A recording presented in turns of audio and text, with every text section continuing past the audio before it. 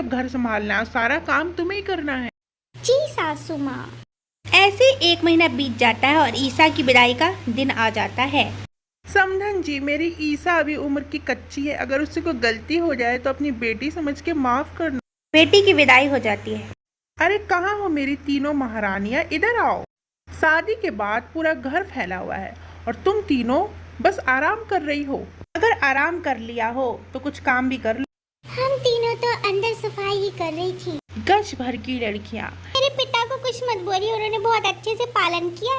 कमला सास अपनी बहू के बाल पकड़कर बहुत ज्यादा मारती है। सबसे छोटी है मगर जवान कैंची की तरह चलती है। आज के बाद मेरे सामने तेरी जवान नहीं खुलनी चाहिए, नहीं तो मारूंगी।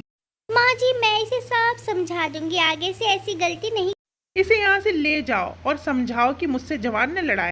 कमला अपनी नाबालिग बहुओं पर अत्याचार करने का एक भी मौका नहीं छोड़ती थी। माँ आप गलत समझ रही हो। तू चुप कर, अपनी पत्नी की ज्यादा तरफदारी मत किया कर। अगले 3 दिन तक बहू तेरा खाना पीना बंद हो गया।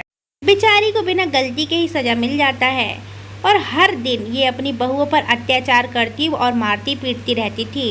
अरे ओ नास पीटी। बोलती तो देखती है कि ननद ईसा खड़ी है, सास दौड़कर आती है।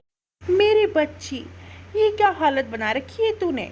अरे ओ नास पीटी, मुंह क्या देख रही है, जाकर मेरी बेटी के लिए जूस ला। ये ले मेरी लाडो, जूस पी। क्या हुआ तुझे।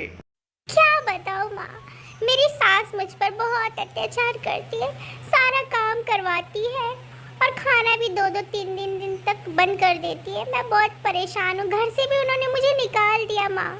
अरे ऐसे कैसे, शादी हुई है, मजाक थोड़ी। बेटी से ऐसी कौन सी भूल हो गई जो आपने उसे निकाल दिया। तुम्हारी बेटी को कुछ आता जाता तो है नहीं, बहू के नाम पे डब्बा पकड़ा दिया।